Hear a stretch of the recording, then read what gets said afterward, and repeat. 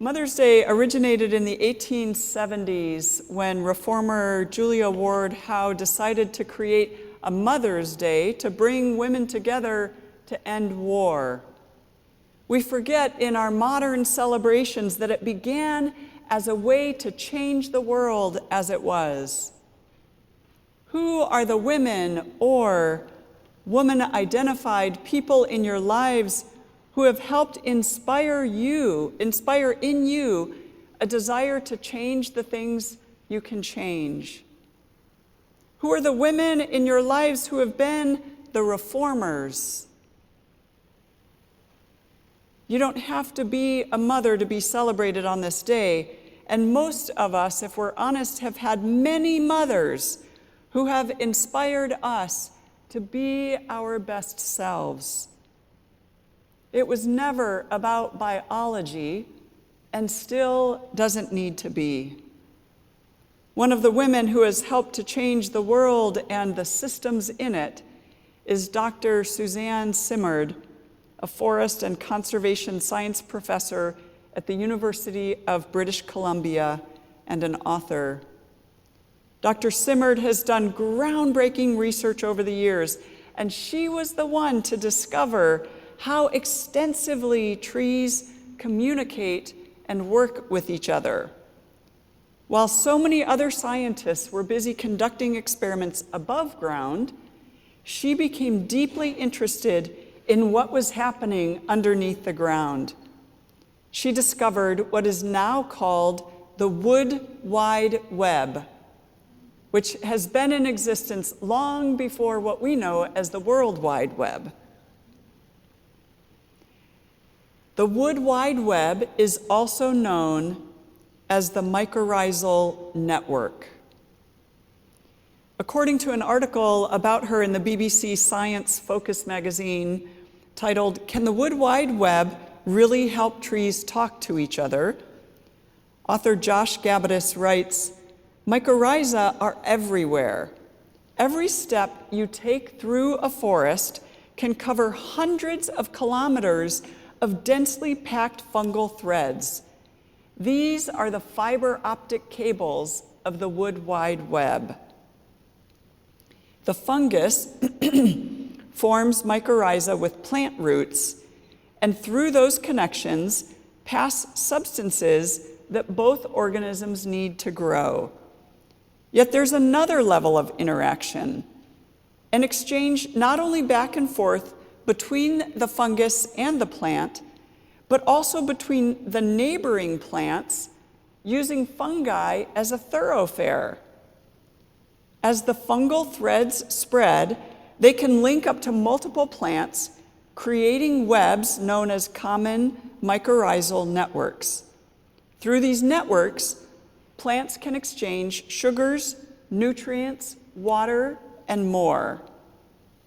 He goes on to say, from this research, a picture emerges of individuals sharing with those in need, of mother trees sending carbon to seedlings, of dying trees donating nutrients to their neighbors.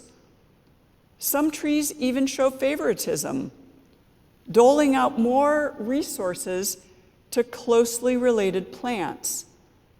Donations of nutrients and water take place across a source sink gradient, whereby a plant that is rich in a particular resource will give its excess to those in need.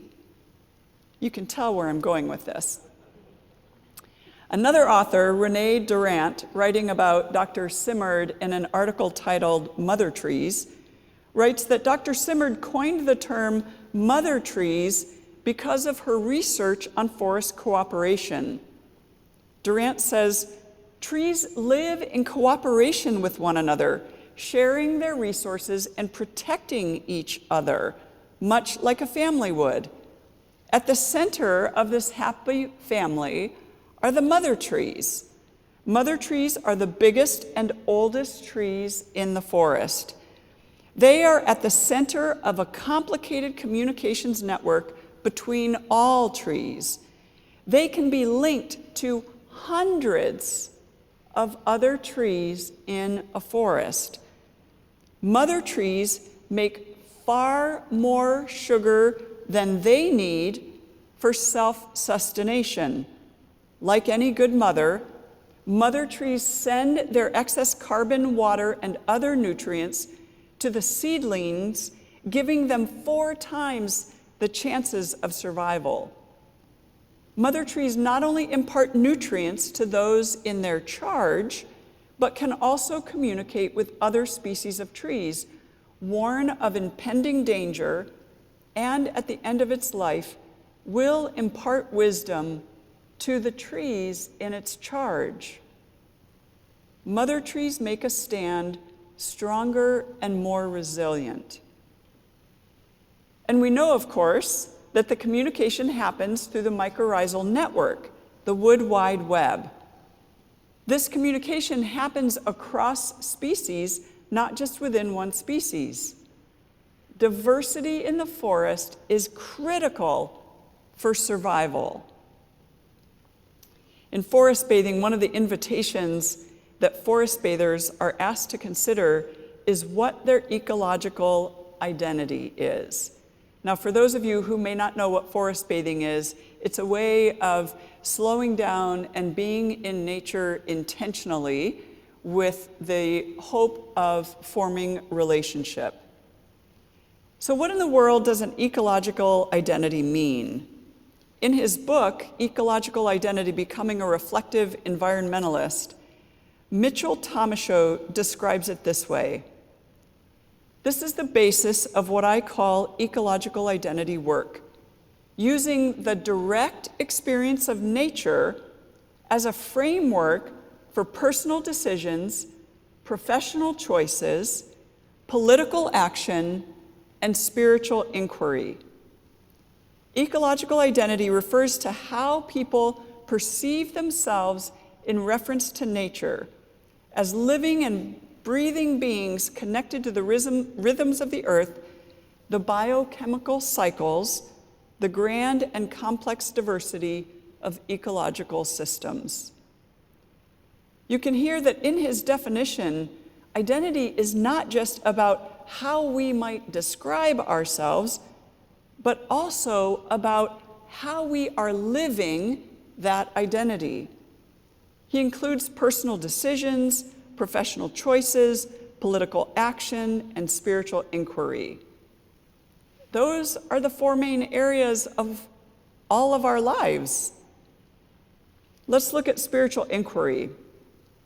We've been talking all through this series about how we have to reshape our biblical stories, or at least the traditional ways these stories have been told.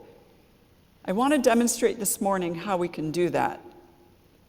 We're going back to the book of Genesis, which we keep doing because so much of the creation stories, as they've been told traditionally, have become nightmares in how we live out the stories. In chapters 1 and 2, we have the accounts of creation, both of which are different. In chapter 3, we have the story that we often call the fall, and it's about the snake tempting the woman to eat the forbidden fruit, and then the woman giving it to the man, and then God finding out, cursing them, banishing them from the garden. This chapter is where we get the idea of original sin, the idea of the land being cursed, or at least the relationship between humans and the land being cursed, the idea of pain in childbirth, although I will say that one is accurate. Not the cause of it, however. The idea of family fights, even the idea of snakes and women not liking each other. And we call these our creation narratives. But I want to suggest a couple of ways of thinking about these texts differently. First off, and we've talked about this before, we have to remember that stories in the days this one was told were oral stories. There was no one there taking notes. And generally, they were prompted in community, sometimes by the asking of a question. I like to sometimes imagine a community sitting around a campfire and somebody, probably a woman, says, "Why does childbirth have to be so painful?"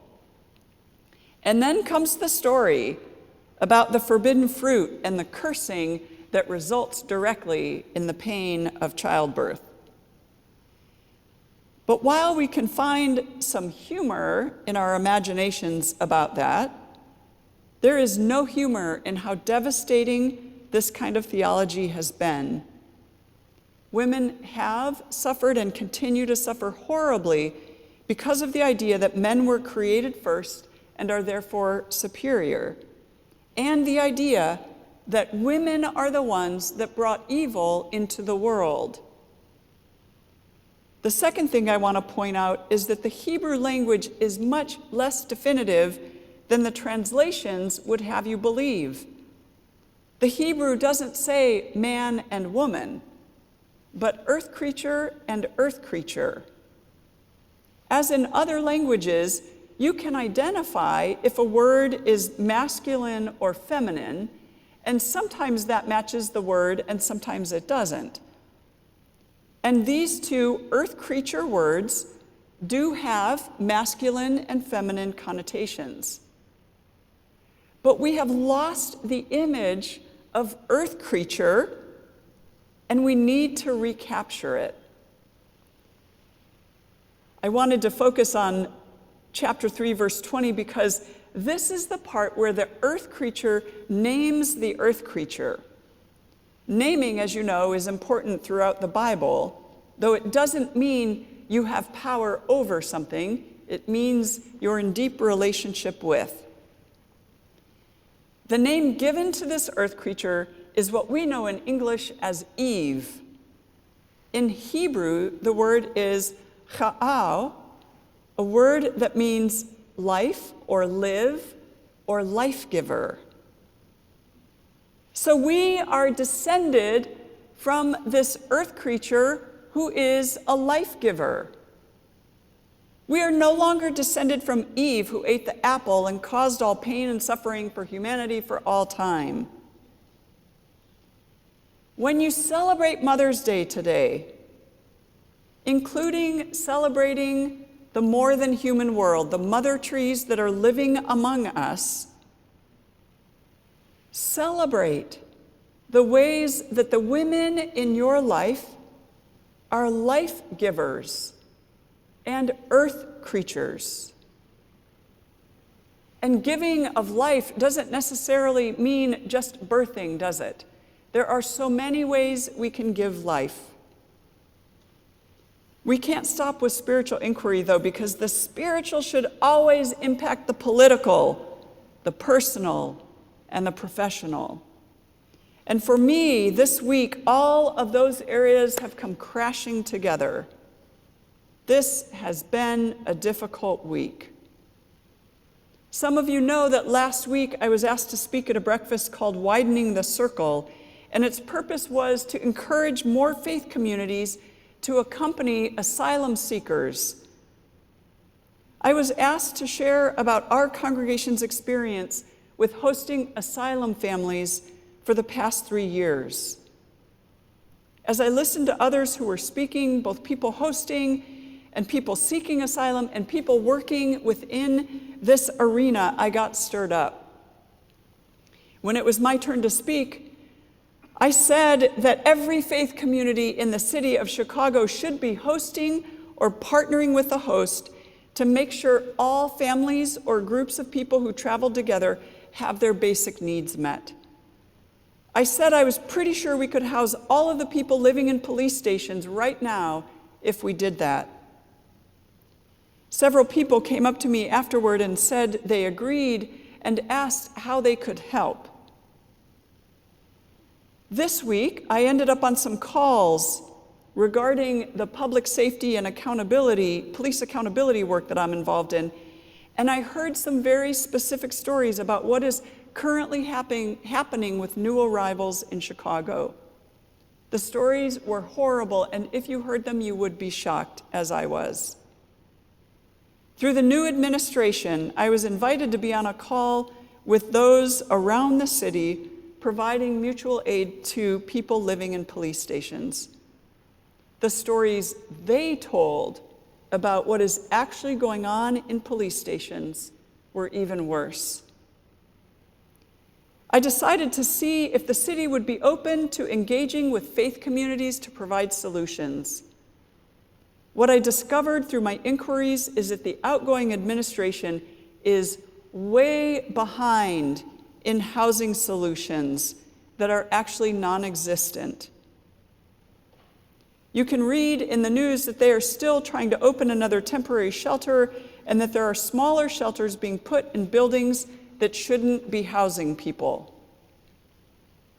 It's a nightmare. And the outgoing administration was unwilling to share crucial information with the incoming administration's transition team dealing with new arrivals. The new administration is aware of the shortfall and is scrambling in every way to provide at least short-term solutions.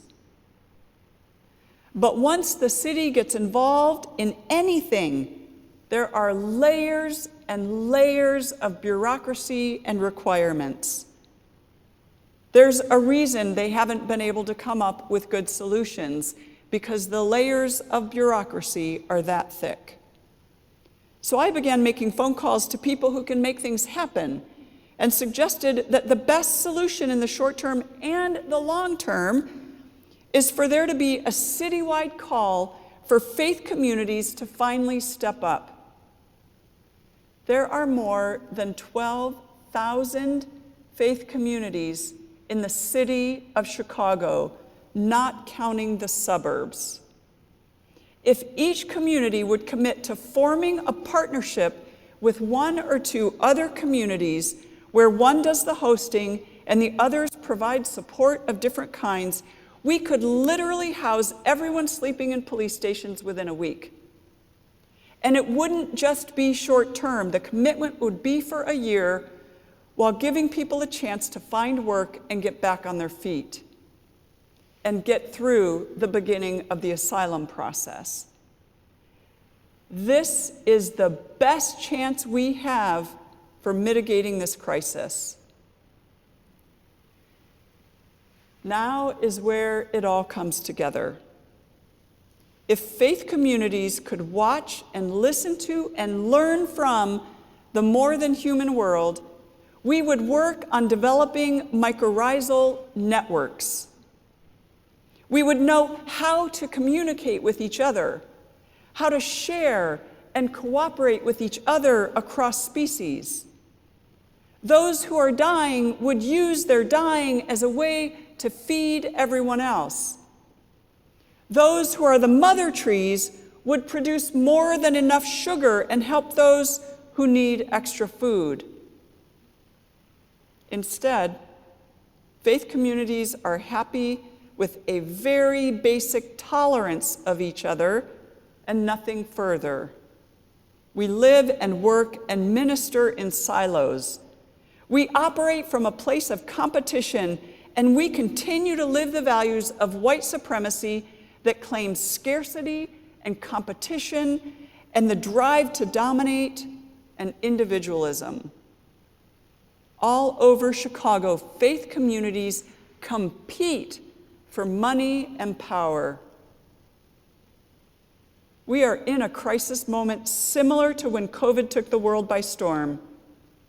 Just like with COVID, at the end of the day, this crisis is all about people. During COVID, we were one of the rare congregations that opened our building to house people. Everyone else claimed their buildings were closed and needed to remain closed.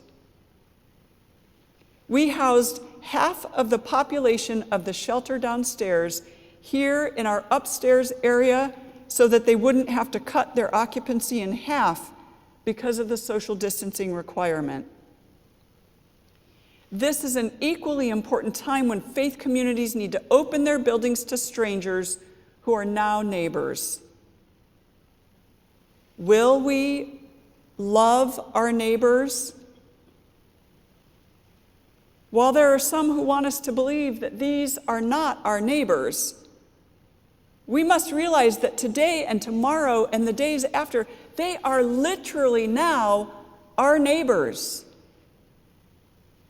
The temptation to label, to other, to claim scarcity, which means there's only enough for us and even barely, or to claim superiority in some way. We were here first and our needs must be cared for first. To cast aside in any way is to deny not only the humanity of the one made the other, but our own humanity as well.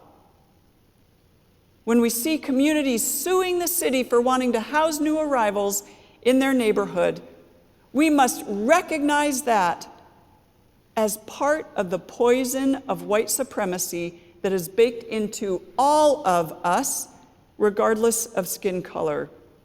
Scarcity and competition and dualistic either-or thinking are all white supremacist poison. We all know these issues are incredibly complex because of the history in this city of disinvestment, segregation, mass incarceration, and repeated wealth theft. But leaning into scarcity or individualism that says all that matters is me and my family or me and my community is not the answer. There is enough for everyone.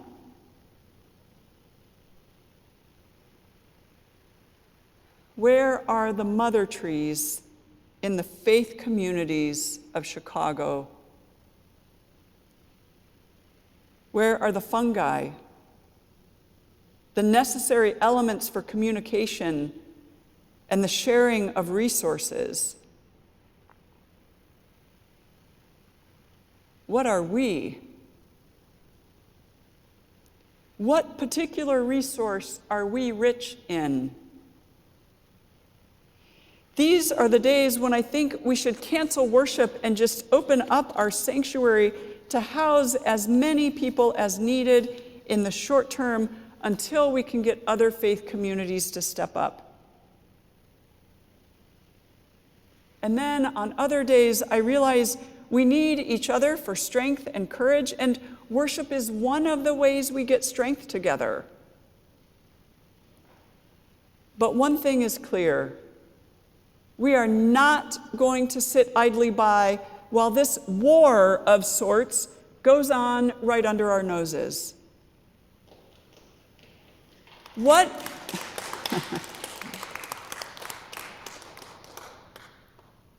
Not used to you clapping in my sermons, wow.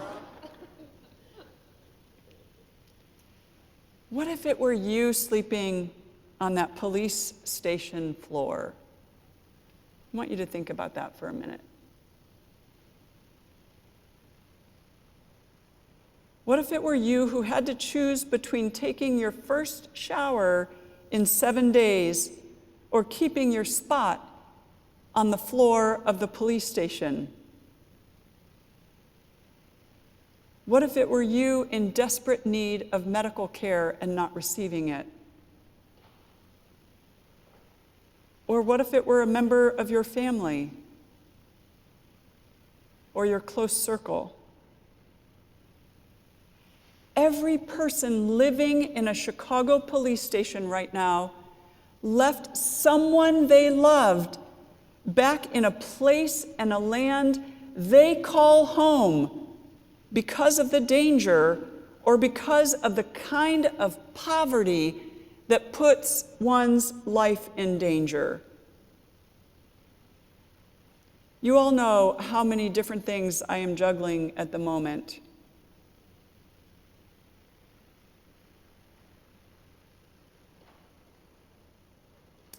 And that's not just time that I'm talking about. It would be easy for me to say, I just don't have the time, the energy, the emotional bandwidth to put into this. And I know the same is true for many of you. But I keep going back to the question of whether there is something more important for us to be doing right now. Is there something more important for us to focus on in this moment than the crisis that is happening in this city.